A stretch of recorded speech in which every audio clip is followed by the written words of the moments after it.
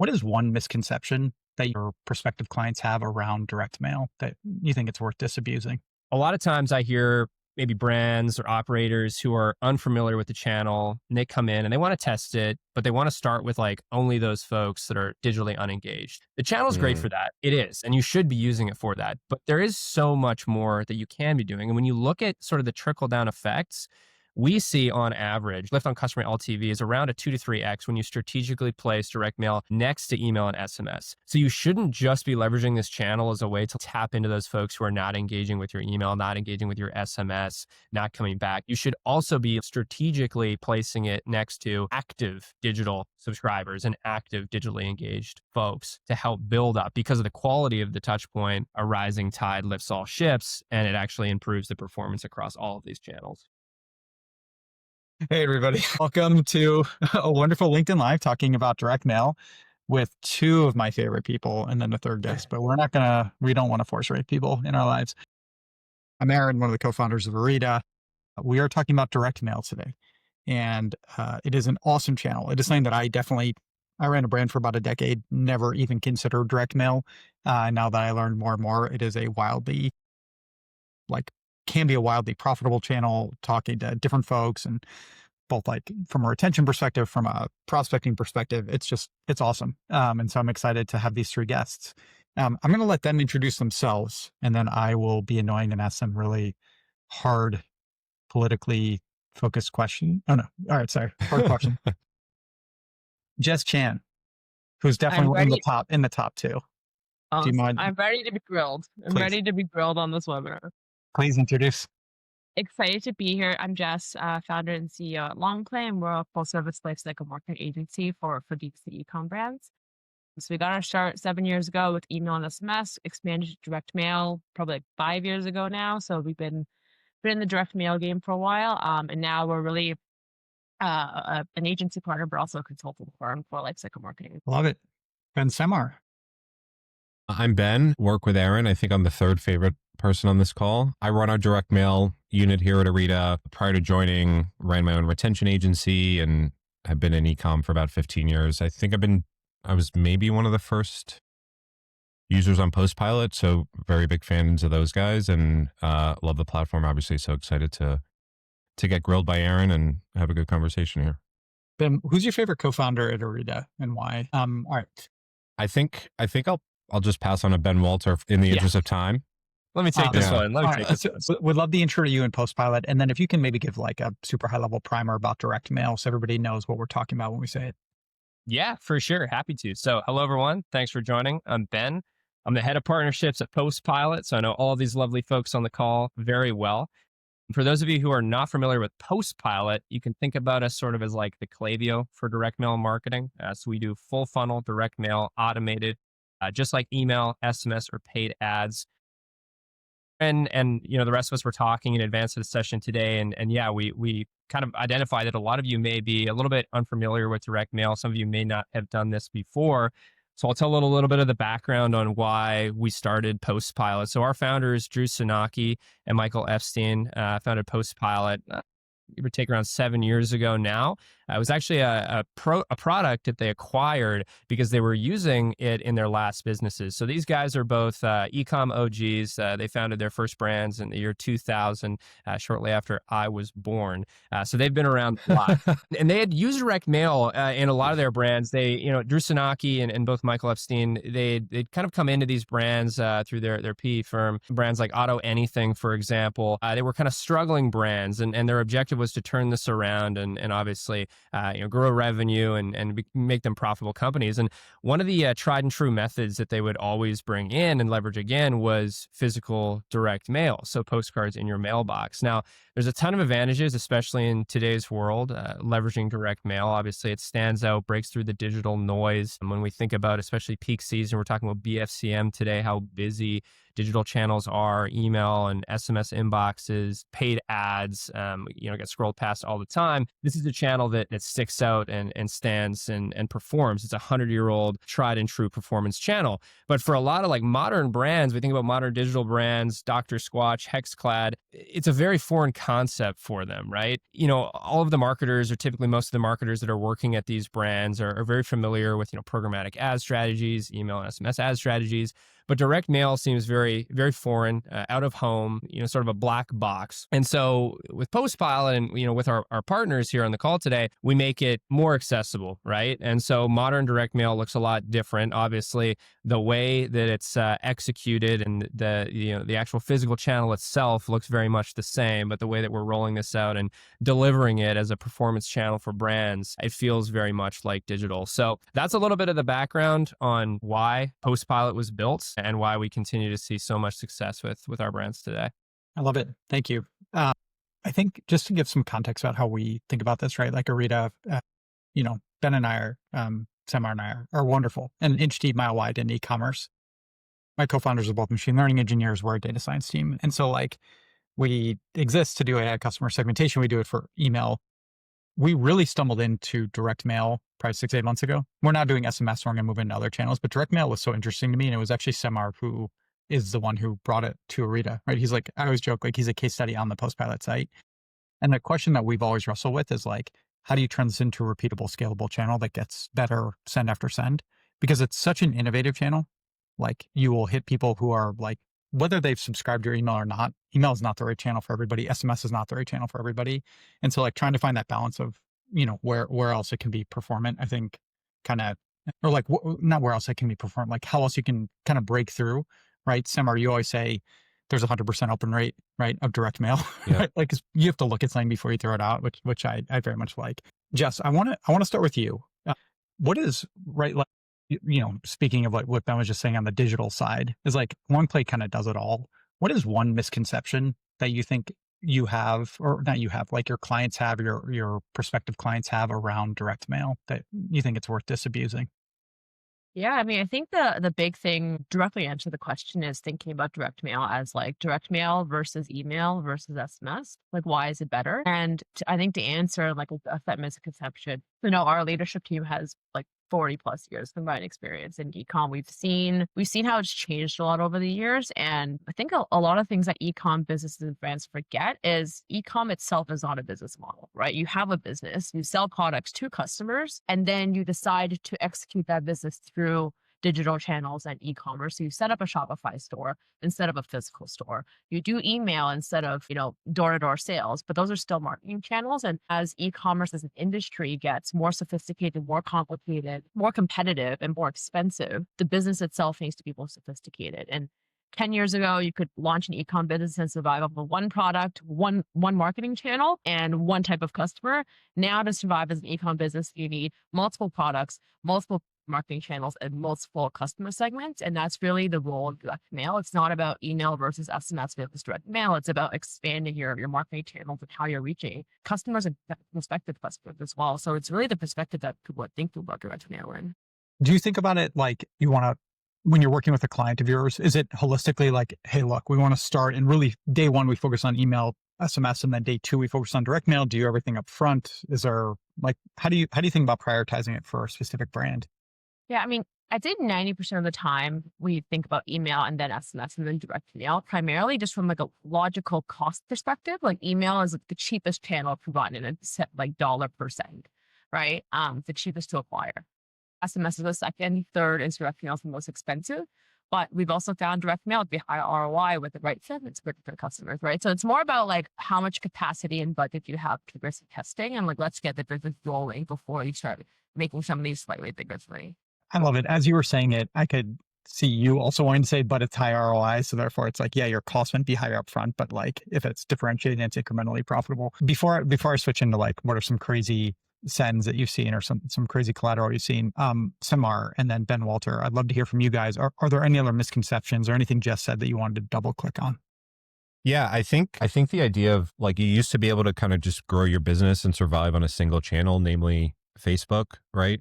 I think another misconception or maybe counterintuitive kind of thing about direct mail is that sure, it may be upfront kind of, on a per send basis, pretty expensive. Like if you think about your CPMs for Facebook or even the cost to send an email. But the beautiful thing about direct mail is that it's actually a fixed cost. So the more that you scale, each additional impression is going to cost the same as the prior 1,000. And so you end up in a situation where the more direct mail you do, you don't kind of hit the point of diminishing returns as quickly as you would with like a Facebook, for example. And so I think if you can get it to work and it's something that you want to end up scaling, you can do that probably for much longer than a Facebook campaign, where you've got a set amount of budgets and there's certain CAC that you have to hit. Not only is it, again, cheaper to kind of scale into, but it's also extremely high ROI. So I think those two things combined just create much more opportunity to really double down. Whereas with Facebook, way early in my career, I used to, run Facebook advertising, and it was like every 2 weeks, we'd kind of just tap out of an audience and have to find a new one and do a bunch of creative optimization and that sort of stuff. Direct mail does not have that much. It's obviously important that you optimize to kind of eke out marginal gains and those sorts of things, but it's not the sort of thing where every single day you need to come in, or every, 2 weeks you need to come in and optimize what you're doing because your efficiency is dropping, right? There's kind of a much, let's say, longer tail of performance that you can tap into compared to other channels. So it's like and I like what Jess said about kind of starting with email and then SMS, because once you've kind of, hit the point of diminishing returns there, you can then move to direct mail and open up a channel that's going to, help you scale. And kind of, one thing we were talking about last week was the real value in direct mail of just making sure that your repeat purchase behavior is keeping up with your acquisition spend. And we might get into this a bit later, but I definitely want to get into we can that. touch on that later for sure. Yeah. Let's go deep on that in a minute. I want to absolutely. have Walter share react to anything and then obviously take it away with other thoughts. Yeah, I think what I wanted to say builds nicely off of what Semmar was saying about the performance of the channel, what Jess was saying about placing it strategically next to email and SMS. A lot of times I hear maybe brands or operators who are unfamiliar with the channel, and they come in and they want to test it, but they want to start with only those folks that are digitally unengaged. And the channel is great for that. It is, and you should be using it for that. But there is so much more that you can be doing. And when you look at sort of the trickle down effects, we see on average, customer LTV, lift on customer LTV is around a 2 to 3x when you strategically place direct mail next to email and SMS. So you shouldn't just be leveraging this channel as a way to tap into those folks who are not engaging with your email, not engaging with your SMS, not coming back. You should also be strategically placing it next to active digital subscribers and active digitally engaged folks to help build up, because of the quality of the touch point. We see typically it has kind of this a rising tide lifts all ships, and it actually improves the performance across all of these channels. I just want to play this back. And then Jess, I want to ask you a question about consumer behavior. So Ben, what you're saying here is the idea of look, instead of thinking channel by channel, thinking about it much more from the customer journey. And in the same way, you wouldn't just send one email and be okay, I hope she purchases. You might do an email and then you might set up a flow and you might send a text at some point and you're thinking about that. You look at direct mail not as only for people who that's not working for, but it's it can even supercharge the work of the other channels. Okay. Yeah, 100%. It's one touch amongst many. And especially when you look at we have built-in holdout analysis. We do incrementality testing. I know you do that as well at Orita. And you think about a brand like Cadence Eyewear, for example, and they're seeing above a 2x incremental on a welcome flow, for example. Okay. Which is super impressive because, that's obviously those folks are receiving emails. They're likely receiving SMS bumps. But we're seeing that by placing a physical postcard, maybe at the 30-day mark or whatever, is improving the engagement that we're seeing off those folks. Jess, if you, I want to just create some space because again, you guys kind of see this all from a consumer experience perspective. Is that how you approach it with your brands, or any nuances you would add? No, I think just honestly echoing all of that, I think the lens of looking at it from the customer behavior standpoint is the lens of lifecycle marketing. At the end of the day, at the core of lifecycle marketing, it is how do we send the right customer the right message at the right time, at the right place? And how do we get customers through the lifecycle with your brand, which is just how do they discover your brand, get to a point of first purchase, eventually ideally become brand ambassadors. There's so many touch points in between that. And all of business is really, all of marketing is really simple with customers through the life cycle and try to generate more revenue through the life cycle. Super simple mission, obviously very complex in execution. But I think to echo what Ben said, we really need to think about it from the customer psychology standpoint, which is even if you just think about Coke, there's a reason that there's ads running here and placements here and partnerships here, human buying psychology is holistic. Like it's not linear. It's like see an email come in and then direct mail happens to establish a form of trust in the brand that they're a real company that allows me to circle back. And I think like as again, e-com has gotten more sophisticated as an industry, e-com brands need to be more sophisticated in how they understand customer behavior. And like not everything that can be like, I love the holdout test. We do some of that as well. And also like knowing that not everything is just transactional, measurable. I push this button, this thing happened here, cool, this channel works. Sometimes it's more of like we put it in here, we run a holdout test, we can see the tide is lift all ships. We can't map it perfectly, but we do have proof that it works. And also extending the amount of time to test some of these things is like we might not see results within a week like we used to 6 years ago. It might take 30 days, it might take, three months for customer behavior to start shifting. Thank you. All right, I want to go into the LTV discussion and the like, hey, this is expensive. Go there for a little bit. And then let's switch gears more tactically into BFCM. And like, it's August right now, which I had to look at a calendar because I have no idea. I'm too old to remember the date. I was also born just before 2000. So Semmar, why don't we start? Because you kind of started, then I'll open it up, Jess and Ben as well. Like talk about LTV, talk about the cost side of direct mail and how you think about this from a like profit driving the channel. Yeah, for sure. So what I was kind of getting at earlier was, a lot of brands, I think historically, and this is becoming, I think, less so the case, but a lot of brands relied purely on their acquisition spend to grow their business, right? And sort of retention, I think, was a bit of an afterthought. And to Ben's point about sort of the misconception being like, let's just focus on people who are digitally unengaged. Well, the way that I sort of think about it is that's sort of a superfluous distinction because, let's just say let's say you're running an e-com brand, you have a 20% annual repurchase rate. Well, another way of thinking about that is that you're losing 80% of your active customers every single year. And so if you don't have a dialed in retention channel, and granted, let's say you have got email and SMS going, that gets you to your 20% retention rate. Well, the more that you grow, if that relationship stays, let's say you're $1 million business, that means you're effectively losing $800,000 in revenue every year that you have to replace. Direct mail, the reason it's so great is because, first of all, the joke that I make, you require 100%. There's basically 100% open rate, right? Because you have to look at the thing to decide if you want to throw it out or not. And so that there's a higher baseline level of engagement.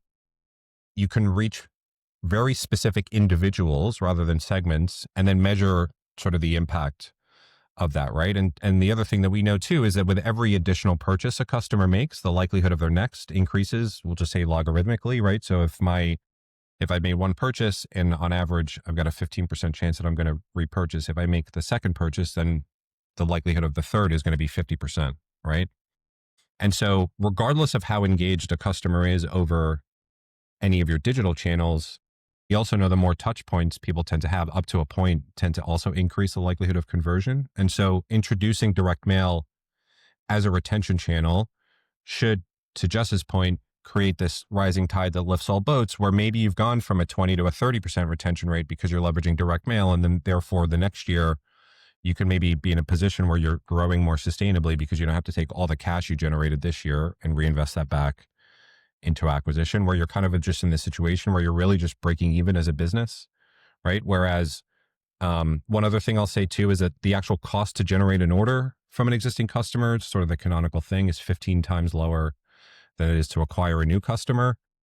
And so overall, the unit economics of direct mail related specifically to retention, you're going to get much more bang for your buck, but then also create a scenario where you now have the cash flow to reinvest back in the top of the funnel to acquire more customers who then, when it comes time for them to repurchase, they get a direct mailer, they make their second purchase, and you sort of create this virtuous cycle, right? Where you're not just relying on Facebook for the growth of your business, but you can do very targeted kind of surgical interventions, if you will, to keep the medical metaphor going, to just basically drive cash into your business, right? Because a lot of brands, they may say that they're profitable on their first purchase. That's very unlikely the case unless you have a significantly high AOV. And so you need a mechanism by which to make that up on the back end. Email and SMS is great to a point, but another thing I say is you could have a world-class open rate of 60% and an even better click rate of around 4%. You're still missing about 50% of the people that you're sending to. And so, even just among that cohort, getting a direct mailer to that people that aren't opening your email is going to have a meaningful impact on not just your revenue, but also your cash flow that you're generating month over month.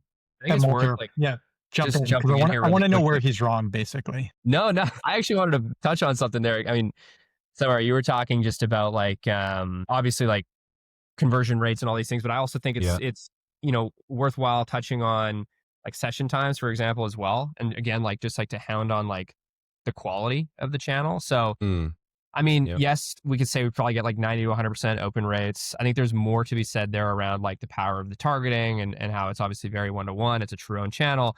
But what we're seeing in a lot of cases, like with direct mail, is that if it sticks and if that individual keeps the card, they're likely going to put it down on their desk or their counter or their fridge or wherever, and it's going to sit there.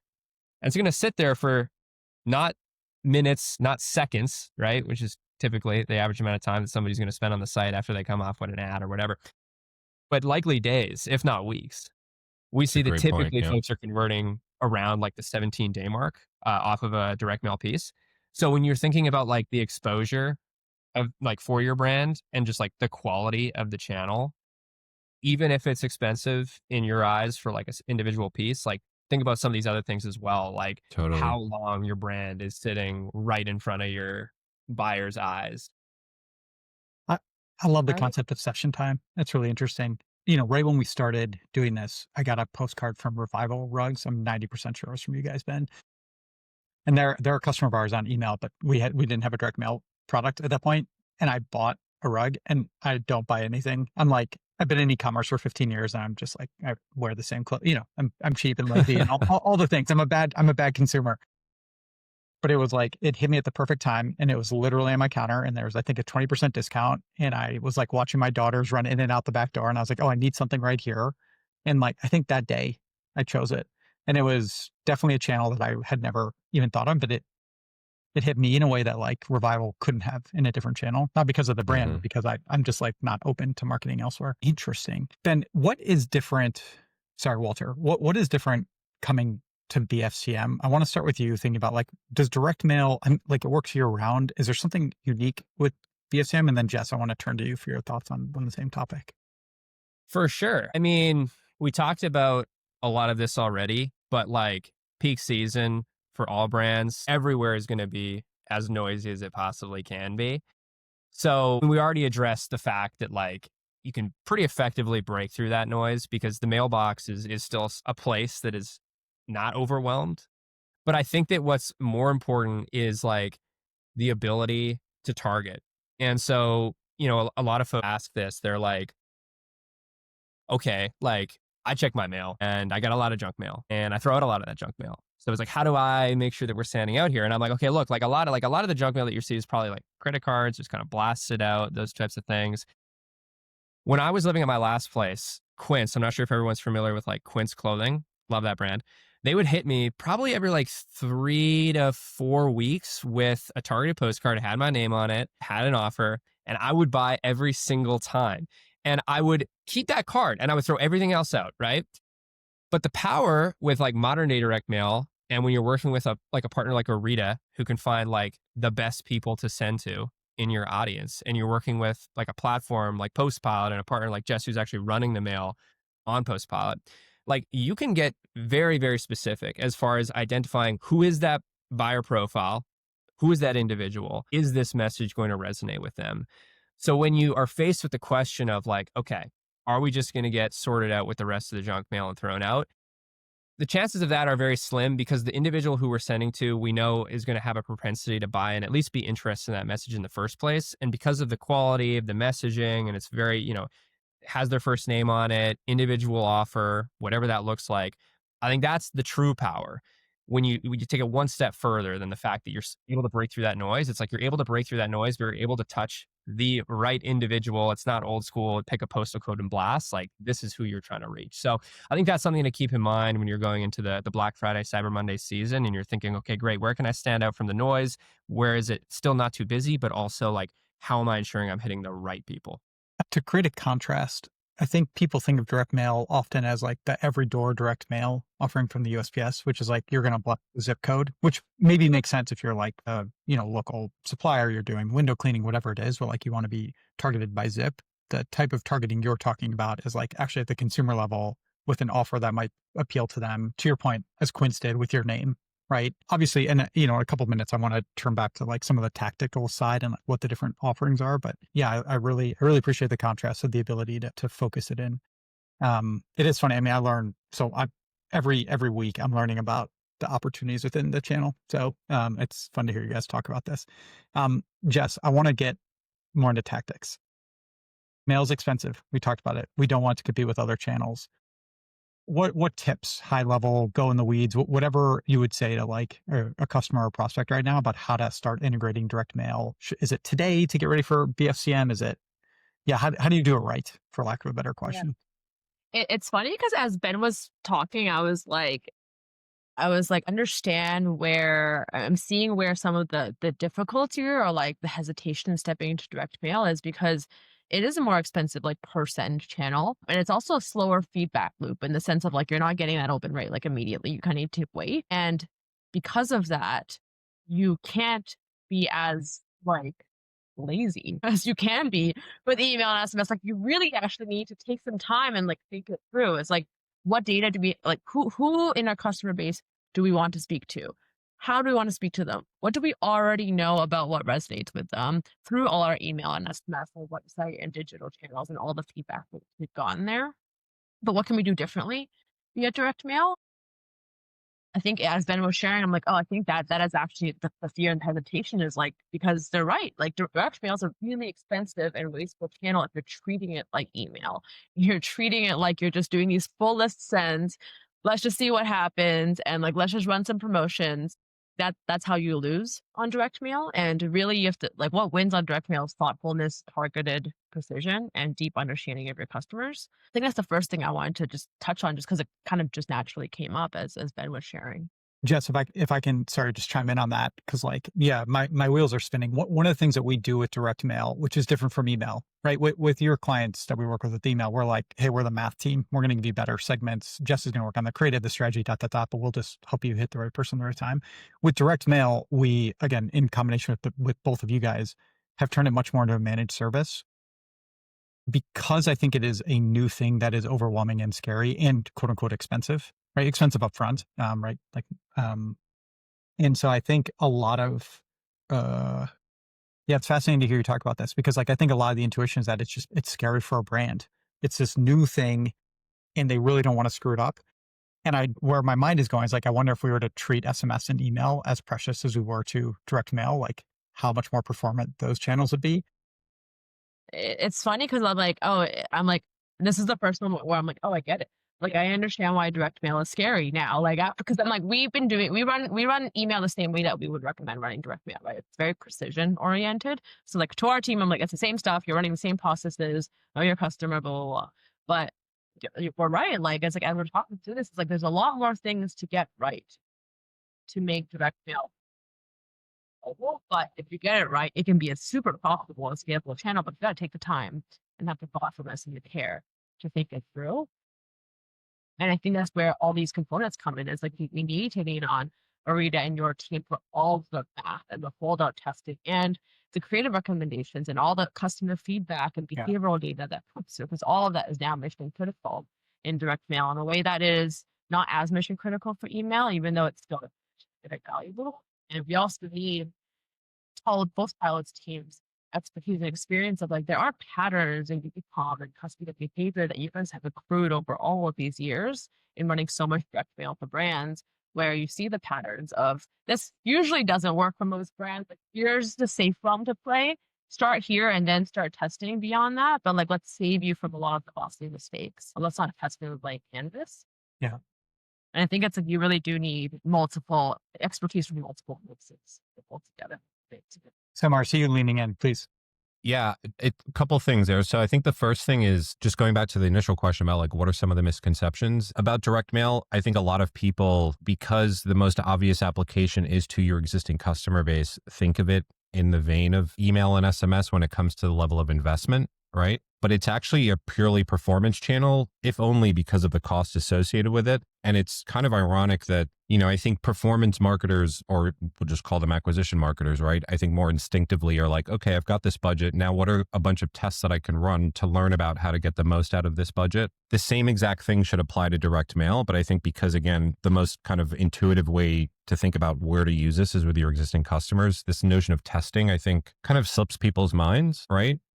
And Jess is right that there is a lot of certainly perceived and, when the rubber hits the road, complexity when it comes to direct mail. But if you can kind of put your performance hat on and say, how can I leverage my initial investment to learn as much as I can about my customer base, specifically their behaviors, the kinds of offers that they respond to relative to where they are in the life cycle, it's actually the best channel to do that. Right? Because of how targeted and addressable it is, there is a one-to-one relationship. And, with just basically like an export from Shopify and a few pivot tables, you can get a sense of, okay, I sent this person a direct mailer. How many orders did they place when I sent it? How long had it been since they had placed their last order at the time? You can create a handful. So now we're getting into like just a bit of tactics for how to prep for BFCM. If you have not started already, you should change that tomorrow.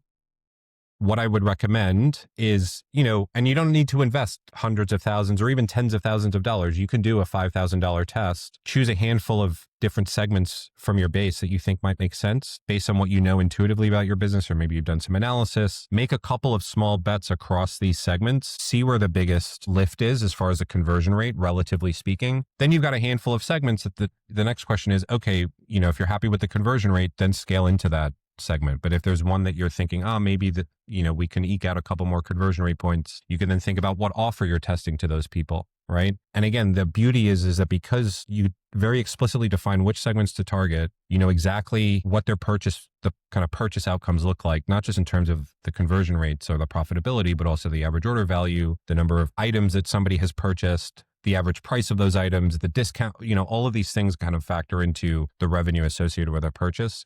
You can then play around with those as levers. So, if you're happy with the conversion rate, but maybe your offer is too aggressive, is there a bundle that we can put in front of these people instead that's going to might suppress the conversion rate or even increase it, but then we'll get more revenue as a result and you'll be more profitable. And so it's kind of the way that Facebook used to be, in the sense that you could very clearly define audiences to target, put offers behind those audiences and certain creatives, and then you would kind of let the campaign run for a week and you'd make some tweaks. It's the same exact thing. It's just, I think, again, just going back to where I started my point, a lot of people think that the investment level of email and SMS applies to direct mail because of kind of the retention component of it, but it's really a performance channel, and that's a lens through which you should look at it, which is why we advocate starting your testing for BFCM now, because it's going to take a while for you to kind of get to that kind of locked in insight that you can then effectively go to the bank with, right, for Black Friday. Jess, jump in for a second, then I got a question for Ben Walter. Yeah. I literally just want to aggressively triple click on everything.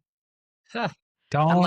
I'm He doesn't need more compliments. I think, one is I love how Semmar just every time we talk, you just throw out casual stats as if they're all just sitting there, and it's amazing.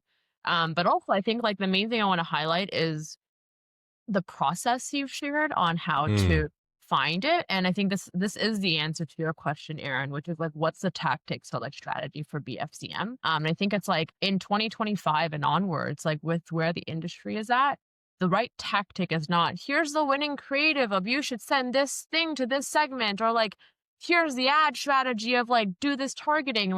The brands that win are the ones who have a winning process to find the right strategy for their brand. And that's what we're always betting on, is we're betting on the process to find the unique answer for your brand and customers. Because the truth is, if you have a brand where you can copy and paste another creative from another brand, you're already losing because you have no creator. So if by definition, if you have a differentiated brand, there should be nothing else in the market that you can copy and paste that works for your customers. So there's no template, there's no strategy that you can duplicate that should work for your brand. And that means you have a winning business. And by that definition, you need a winning process to find what works for your customers. And so that is truly the core answer to BFCM is start now.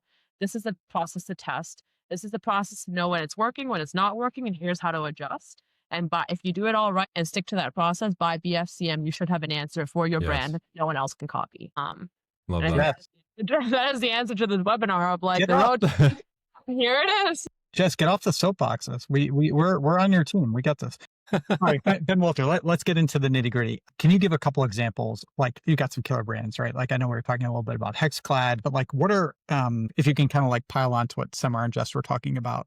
Sure. It's today. What are some of the things that people might want to test if they're on a limited budget? What are some strategies that you've seen work? Obviously your mileage may vary. Every brand's different. Every customer base is different, but yeah, give some examples, please.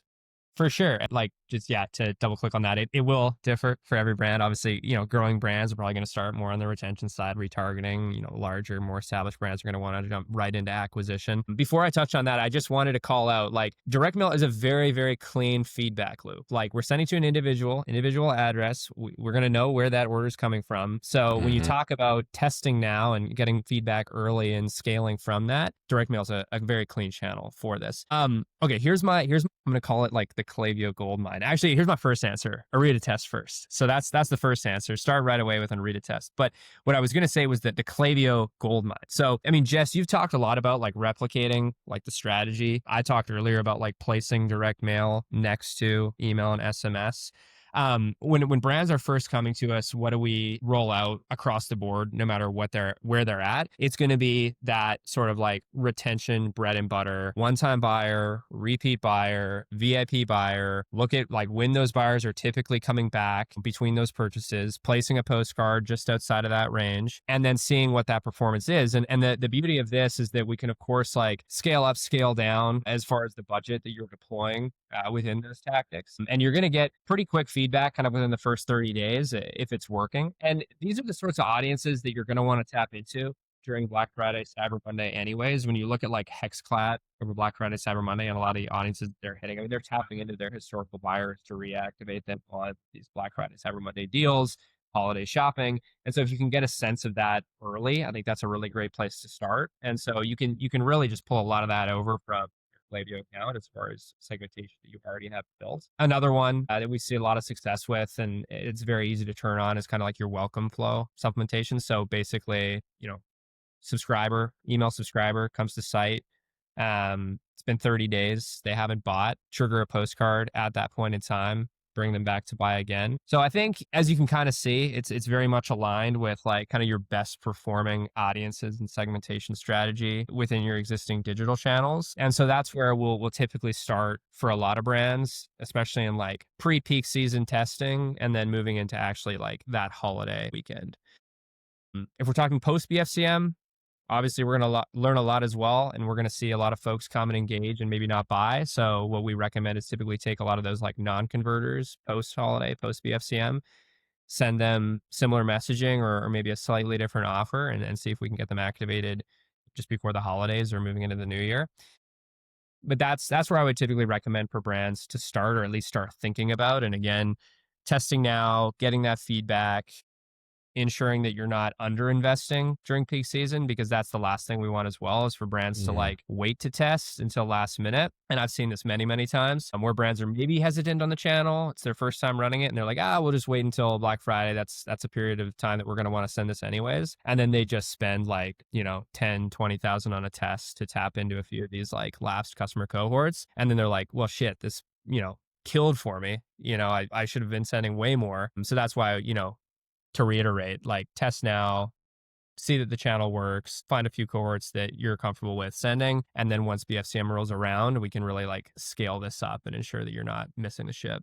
I love it. I want to jump in on two quick things. One is just the experience we've seen on the email side, which is post BFCM, because you kind of mentioned this, right? Post BFCM brands really quickly tighten their lists. Jess, I'm sure you see this. From a like true data-driven perspective, a lot of brands miss just a boatload of revenue because they assume, okay, cool, Black Friday, Cyber Monday happened December 5th. I'm literally going from sending to 100% of my list, which is risky, obviously, 20%, right? And I'm shrinking from 4 emails a week to 1 because nobody wants to hear from me again. I think direct mail is the exact same thing, which is like, you actually will still have like kind of the remnants, right? There will be exhaust of people. I don't mean like they're exhausted, right? But there will be continued purchase opportunities. Don't stop if the retention channel is working. I think that is like, again, it goes for every channel, not just for direct mail, but I think that's one. The second one is I want to spend a minute talking about what our testing methodology is. just because I think it'll be useful because we kind of talked about this. My background, I ran a brand for a decade, and before bunch of switching over to commerce tech in 2017. And I think when Semmar brought up the methodology that he had used with you guys, it immediately struck me because direct mail feels scary. It is expensive. It is new. Is it going to be a lot of work? Right. And so we kind of talked about how to make it a managed service so it's not effortful for the brand. Obviously, PostPilot will help with creative. Jess was badass at creative. Right. So that is kind of the handled part. The thing is, because it's a performance channel, it feels unbounded. Okay, I might spend a lot of money and it may work, it may not, but my God, it's it costs more than my Klaviyo annual subscription for me to whatever. And so what our approach has been is to really slow down to speed up, because direct mail doesn't work for every brand, right? It works if you have a pretty, a decent, not great, but a decent conversion rate. If you have you're either a subscription business or you have an AOV over $40, $50, right? There are some conditions where it's going to work and you have a passionate audience. But most of the people who are building in the Klaviyo Shopify space, okay, they tick those boxes, right? And it's that's fine. The question is, how performant is it? And so the approach that we've taken is great, slow down, time box it, send 20,000 postcards, 40,000 postcards. Don't commit to 400,000. And go validate very quickly, as quickly as possible, which segments of yours are wildly profitable. And then just hammer those segments. Take the guessing away. Don't just do the kind of ex post facto, was it profitable or not? And then what we've seen from that, and obviously this is why we partner so closely with you guys, Ben, is there's so much more you can do once you understand at a more detailed level, which are your highly incrementally profitable segments that you can then go and kind of expand on. And so that's the place where we play, is just try to figure out. It's not okay, we sent out 100,000 postcards, it was profitable. It was which segments within those 100,000 were profitable. So the next 100K you only send to those, right? Is kind of more the mentality we take. Can we go into a little bit the, just the different formats that are available? So Ben, there's the 4x6, there's the trifold, right? So 6 panels. There's now the combined, where you guys are merging different brands, which is super cool. Just walk through on a high level those options. And then Jess, I want to hear from you, what you've tested with, or what feels better or worse, or how you think about this from a brand perspective. Happy to kind of give a lay of the land. So I'll call out right now, PostPilot, we own and operate our own print facilities, which is a massive advantage in this ecosystem. Obviously, it's a little bit different than click and send on an email. We have hundreds of printers, massive airliner hangers full of these things. You can go check out Michael's post yesterday on LinkedIn. My favorite part about the business, the brand I ran was a print on demand business. Since we supplied to Zazzle and we ultimately sold to Custom Make. And it's I've spent a lot of time in different printing facilities, and I'm just sad I haven't yet seen your guys. But that's the part that I love the most, is that you guys actually do the whole thing, soup to nuts. It's come visit. We have a couple. I'm going to be living in Phoenix in the new year, and we have one in Tempe. So you can come hang out and we can go check out the facility. Sold. Anyways, so we do all of our printing in-house.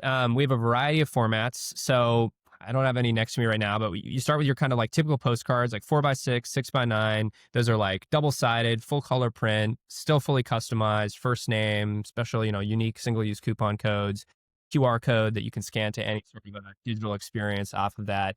Then you've got your larger format pieces. So you've got your tri. From my perspective, we see if you're doing any sort of a cold touch, higher up the funnel acquisition type campaign, the larger the format, the better, because you have more real estate to, educate about your brand, educate about your product offerings. If it's more of a retention audience or an automated type campaign, the smaller ones are better because you're still able to get in front, but they're more cost effective.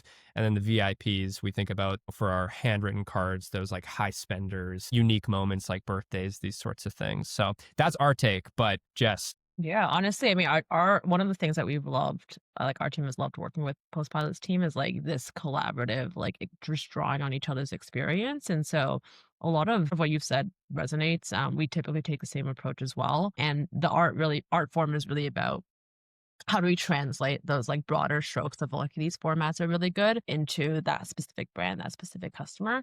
We found the same thing as handwritten works really, really well for VIP. There's so many different ways to approach it to really tell a story, and the more personalized we can get, the better. The mistake sometimes we see is a brand taking your advice of here's the catalogs and here's where to use it, and then the copy is very generic. So for example, you can do a handwritten note, but if the copy feels generic, it kind of defeats the purpose of the handwritten note, right? So it's the refinement part that is really where like that customer lifecycle and behavior comes in. And then also same thing like catalog we found to be really, really helpful for brands where we typically can identify through like website shopping behavior and also email and SMS where like choice fatigue is a challenge. And so the catalogs kind of help if you're formatting and guiding customers to the right product and not just like dumping your entire catalog on them. It's usually those types of nuances that make it or break it between like, okay, or like, wow, this really, really works. I love it. I've got a couple quick hitters with Semmar. Anything about this topic you wanted to jump in on, or should I just move on? Yeah, I have a bit of a slightly maybe word of caution. So my perspective, certainly when it comes to existing customers, is that format doesn't really make a huge difference in terms of the baseline performance of the channel, right? And I think given how much more expensive some of these larger formats are, it's a great way to eke out, let's say, optimization, right? So if you know that the channel works with a given segment and, you maybe want to again, look to optimize, try a cartalog, right? Or, I think there's also very specific circumstances in which a cartalog is a no-brainer versus a simple postcard, right? So like a new product launch, let's say you're a fashion brand, you're launching a new collection, then yeah, it kind of makes sense. You'd be more justified in spending slightly more to like get more of those collections across. But I think for me, in terms of ranking where the biggest levers are, it's who you're targeting, what the offer is you're putting in front of them, and then creative and format, I think is like really hits the road. And so if you're looking for kind of a decision flow chart, so to speak, of where to start with segments, find out which ones convert the best, then see if you can eke out some more profitability with the actual offers you're putting in front of them. Once you have that nailed, then you can play with creative to your heart's delight, but you're going to get way more leverage on these first two than I think on the creative side from my perspective. I mean, dude, this rhymes with everything we see on the data side from email, which is extremely high conviction from looking at data that sending an email that says, hey, Jess, but it's from like the brand is more important if it's sent to Jess on the right day when she's engaged with the brand versus sending like a beautiful content with a bespoke discount code, yada, yada, but it's on the wrong day. She clicks send. Exactly. So it's the same conceit. Okay. We got a couple minutes left. Few quick questions. What is one actionable step somebody can take this week to kickstart their BFCM direct mail planning? Ben Walter, I'm going to start with you. There we go. Run your first direct mail test this week, set it up, reach out. We can have it turned around in like 48 hours out the door. But in all seriousness, I would say like probably begin offer planning. If you're not going to like start sending this week, start thinking about how you want to differentiate for peak season. I think it's tough because like we were talking earlier about like, I think it was Semmar who was saying like some people claim that they're profitable in their first purchase. Well, it's like definitely during BFCM, like they're definitely not.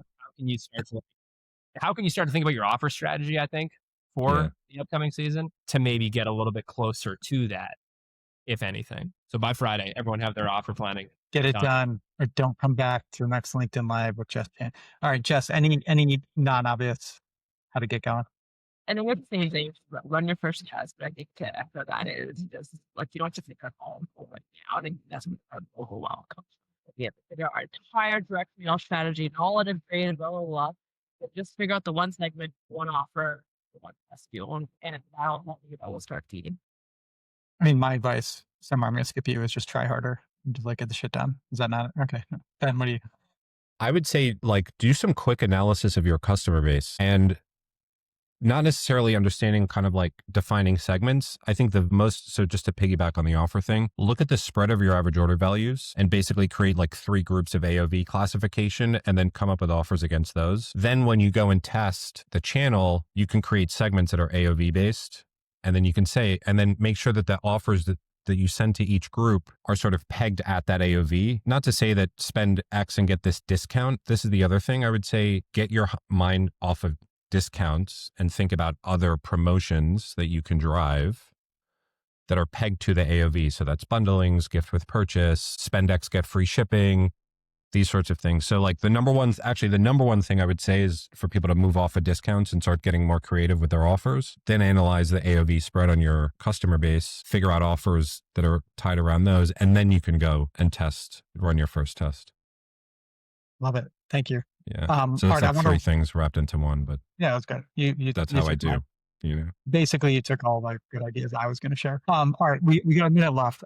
Just want to create space. If there's any last words, but also just where can folks reach each of you? Jess, I'm going to start with you, and then Semmar, and then Ben Wall. Longplaybrands.com is the best place to reach us. We also use these updates and check out our new shiny website. But that'd be the best place, and besides that, LinkedIn. But You've got a great LinkedIn presence. So yeah, Longplay Brands. I love the rebrand. So it was well done. Ben Semmar, what about yourself? Any last words and where to reach you? No, everybody who's watching, their homework is to make sure they run some direct mail this Black Friday, Cyber Monday. Where to reach me? You can reach me either on LinkedIn or by email, Semmar, SEMMAR, at Orita.ai. And I'd be happy to jam with you. Ben Walter, last but not least. All right, I'll leave everyone with a fun one. So if you're thinking about, how expensive BFCM is going to be this year for you, this is one that I like to throw out a lot. It takes an act of Congress to change the cost of direct mail. So if you're looking for a stable alternative, direct mail is your go-to. All right, let that resonate. That's amazing. Reach out to me, Ben at PostPilot.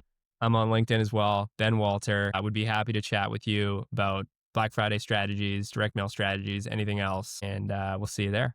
Dude, love it. Thank you. I thought we were not going to get political, but at the last minute, you had to do it. I'm Aaron. Leave it to the Canadian. Yeah. Get out of here. I'm Aaron at Orita.ai. If anybody needs anything, though, obviously Semmar is the smarter one about direct mail on our team. But honestly, from this group, even if it's not the priority right now, if anybody wants to chat with anybody here and I can help route you, very happy to. We are obviously very big believers in this channel. It is it's just such a successful channel, and it can be such a big boon to any business heading into Black Friday, Cyber Monday, and beyond. Thanks for attending, team. Thank you for all the insights. Really appreciate it. Yeah, thanks, guys. This was fun. All right. Cheers. Thanks, everyone.